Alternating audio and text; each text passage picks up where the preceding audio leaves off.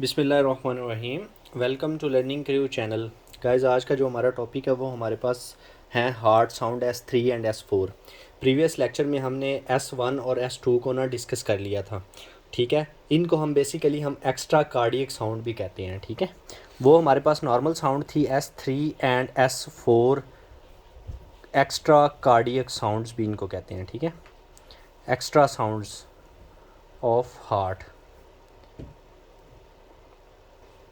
Basically अब हमें इसमें क्या पता होना चाहिए कि S3 साउंड कैसे प्रोड्यूस होती है और कहाँ पे ये नॉर्मल है और कहाँ पे ये अब नॉर्मल है, यानी कि इसकी फिजियोलॉजिकली मतलब कब फिजियोलॉजिकली ये साउंड प्रोड्यूस होती है और कब पैथोलॉजिकली प्रोड्यूस होती है। ठीक है, ये दो चीज़ें S3 में हमें पता होनी चाहिए। ठीक है, तो फर्स्ट नंबर पे हम S3 को देखेंगे। ठीक है, S3 हमारे पास बेसिकली कौन सी थर्ड साउंड ऑफ हार्ट होती है। ये हमारे पास थर्ड साउंड ऑफ हार्ट है।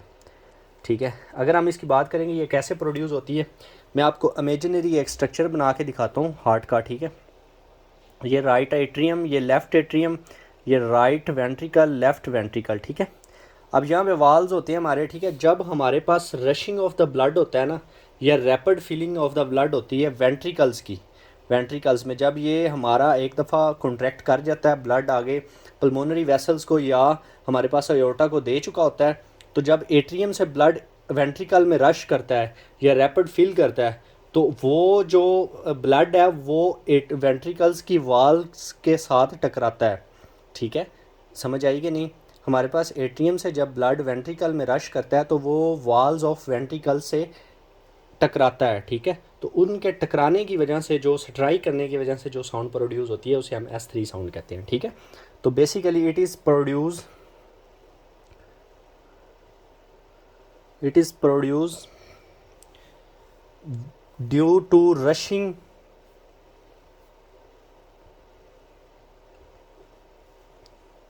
of blood or rapid filling of blood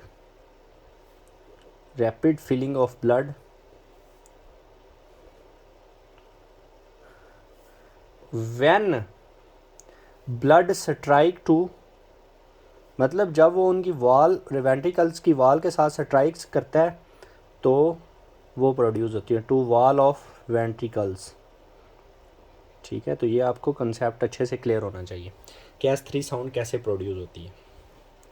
अब ये कब फिजियोलॉजिकली प्रोड्यूस होती है, ये फिजियोलॉजिकली मतलब ये नॉर्मल होती है फिजियोलॉजिकली S3 साउंड। ठीक है, एक हमें इसका पता होना चाहिए, दूसरा हमें पता होना चाहिए पैथोलॉजिकली कि ये कब पैथोलॉजिकली प्रोड्यूस होती है। पैथोलॉजिकल फिजियोलॉजिकल तब ये होती है जब हमारे पास बेसिकली ये चिल्ड्रन में होती है और एथलीट में होती है।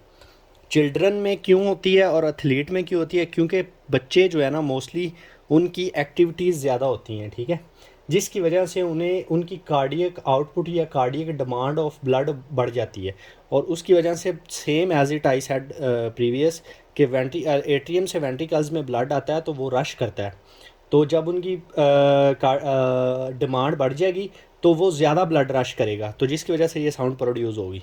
सेम एज इट एथलीट में ये नॉर्मल होती है। ठीक है, तो ये कंसर्न दो आप लोगों को पता होना चाहिए। कोई पूछे कि भाईजान S3 साउंड जो है ना बच्चों में प्रोड्यूस हुई है, कौन सी डिज़ीज़ आप सजेस्ट करेंगे, तो आप कहेंगे कि नहीं भाईजान जो है S3 साउंड जो है ना वो नॉर्मल होती है बच्चों में और एथलीट में। ठीक है, तो ये आपको पता होना चाहिए।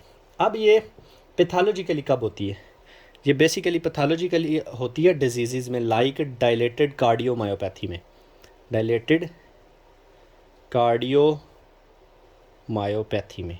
ठीक है, तो ये आपको पता होना चाहिए। अब इसका बेसिकली ये मेन कंसेप्ट है कि आपको फिजियोलॉजिकली कब S3 साउंड प्रोड्यूस होती है और पैथोलॉजिकली कब प्रोड्यूस होती है। तो आफ्टर दैट अगर हम बात करें सेकंड जो आज हमने साउंड पढ़नी है वो S4 साउंड है। ठीक है, S4 साउंड। अब S4 साउंड हमारे पास बेसिकली फोर्थ हार्ट साउंड है। ठीक है, हार्ट साउंड है। ठीक है, और ये हमारे पास हर कंडीशन में हर एज में हमारे पास क्या होगी, पैथोलॉजिकल होगी। कोई इसमें फिजियोलॉजिकली नॉर्मल नहीं होगा, ये जस्ट पैथोलॉजी जब होगी तब हमें सुनाई देगी। ठीक है, या तब ये प्रोड्यूस होगी। इसका हम लिख लेते हैं at any as and any condition always consider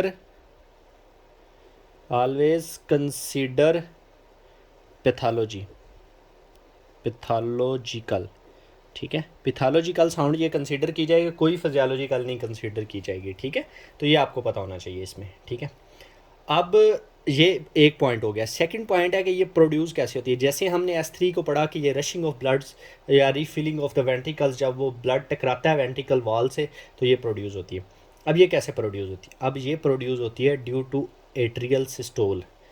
अब एट्रियल सिस्टोल में क्या होता है? बेसिकली आप लोगों को ये अच्छे से पता है, मैंने पीछे पढ़ाया हुआ है एट्रियल सिस्टोल क्या होता है, ठीक है। उसके बाद it is produced due to atrial systole against regurgitated blood, मतलब जो ब्लड रिगर्जिटेट कर रहा होता है वाल के थ्रू, उसके अगेंस्ट एट्रियल सिस्टोल के दौरान ये प्रोड्यूस होती है। एट्रियल सिस्टोल की वजह से ये प्रोड्यूस होती है। तो ये लिख सकते हैं आप, it is produce due to atrial systole against regurgitated blood. So ये आपको पता होना चाहिए।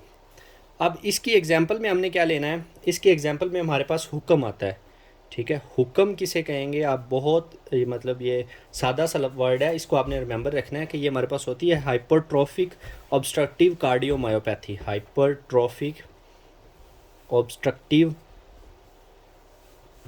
कार्डियोमायोपैथी, कार्डियोमायोपैथी, ठीक है। तो ये चीज़ होगी, हुक्म इसकी एग्जांपल है। अब मेन मकसद है कि जी हुक्म कैसे, मतलब इसकी एग्जांपल है, ठीक है। जब हमारे पास ये ऑब्स्ट्रक्शन, ये हमारे इसमें बेसिकली हाइपरट्रॉफिक में क्या होता है कि मसल की हाइपरट्रॉफी हो जाती है, कार्डियम के मसल्स की।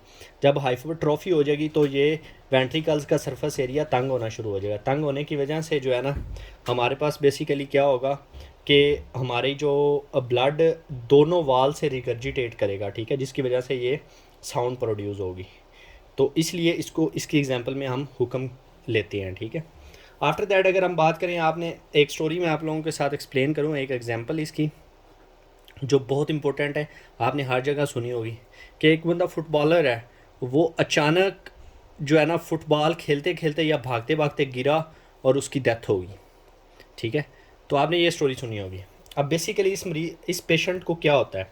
इस पेशेंट को हुक्म होता है, हाइपरट्रॉफिक ऑब्स्ट्रक्टिव कार्डियोमायोपैथी होती है, ठीक है। अब ये कैसे होती है? इसको क्यों, जब इसको हुक्म होता है तो उसको पहले से उसकी हार्ट साउंड अब नॉर्मल है, पहले से उसको मसला है। जब वो एक फुटबॉलर बन गया, जब उसकी एक्टिविटी ज़्यादा हो गई है, जब उसकी फ़िज़िकल एक्टिविटी ज़्यादा हो गई है, तो उसकी कार्डियक डिमांड भी ज़्यादा बढ़ गई है, तो ब्लड का ज़्यादा रश होने की वजह से, ठीक है, अब ये क्या करेगा, ठीक है, इसकी वजह से हमारे पास जो है ना ब्लड बिल्कुल नहीं जाएगा, जिसकी वजह से डिस्पनिया होगा।